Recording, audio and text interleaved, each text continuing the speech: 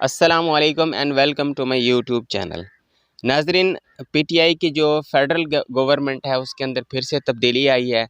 Federal cabinet के अंदर फिर से मिनिस्टर्स की रीशफलिंग की गई है। शायद ये वही तब्दीली है जिसका वादा इमरान खान साहब कौम से शुरू से करते आई हैं और पिछले 2.5 सालों के अंदर जो वाज़ेह और बड़ी तब्दीली इस कौम ने देखी है वो तब्दीली यही है कि आए रोज़ फेडरल कैबिनेट के अंदर मिनिस्टर्स की शफलिंग और रीशफलिंग होती रही है और आज भी ये शफलिंग की गई है। कुछ अर्सा कबल हमाद अज़हर साहब को जब वफाकी वज़ीर ख़ज़ाना लगाया गया था तो उस वक्त उसके कुछ ही देर के बाद ये न्यूज़ चली थी कि ये कोई परमानेंट वज़ीर नहीं है बल्कि इनको हटाकर शौकत तरीन को लगा दिया जाएगा। शौकत तरीन जो है वो ऐसे बंदे हैं जिनके ऊपर नैब के चार्जेस हैं, नैब के केसेस हैं उसके ऊपर।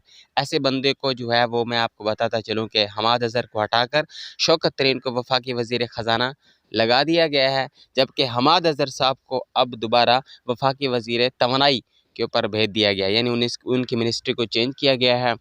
दूसरी जानब शबली फराज को वज़ीर इत्तलात और नशरियात की मिनिस्ट्री से हटाकर उनको साइंस और टेक्नोलॉजी की मिनिस्ट्री दे दी गई है। और फवाद चौधरी साहब जिस तरह पीटीआई की हुकूमत के शुरू में ही वज़ीर इत्तलात और नशरियात थे, तो अब फवाद चौधरी साहब ही वफाकी वज़ीर इत्तलात व नशरियात लग गए हैं। इसके अलावा मखदूम खुसरो बख्तियार साहब हैं, उनको वफाकी वज़ीर सनत लगा दिया गया है। उमर अयूब साहब को पावर सेक्टर से हटाकर उनको जो है वो इकनॉमिक अफेयर्स का वफाकी वज़ीर लगा दिया गया है। तो नाज़रीन, ये तब्दीलियाँ पहले भी होती रही हैं, आज भी ये तब्दीली की गई है। 6 मिनिस्टर्स को रीशफल किया गया है। इन तब्दीलियों से पहले भी कौम को टके का फ़ायदा नहीं हुआ और मुझे उम्मीद है कि आने वाले वक्त में, बल्कि उम्मीद नहीं कहना चाहिए, मुझे डर है कि आने वाले वक्त में भी इन तब्दीलियों का कोई फ़ायदा नहीं होगा। और बाकी रह गई बात इमरान खान साहब के बेस्ट टीम के जो उनको चाहिए, तो मेरा ख़्याल ये है कि इमरान खान साहब को इन 5 सालों के अंदर तो वो बेस्ट टीम मिलने वाली नहीं है जिस बेस्ट टीम की वो तलाश में है। ना इमरान खान साहब को बेस्ट टीम मिलेगी और ना ही वो परफॉर्म करेंगे और इस कौम के जो मसाइल हैं वो इस 5 सालों में हल होते हुए दिखाई नहीं दे रहे।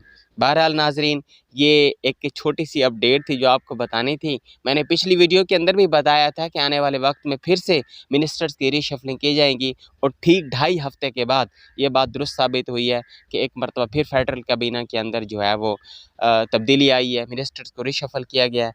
आने वाले वक्त में हम देखते हैं कि ये तब्दीली किस हद तक मौसर साबित होती है और किस हद तक कौम के मसाइल जो है वो हल करने में कामयाब होते हैं।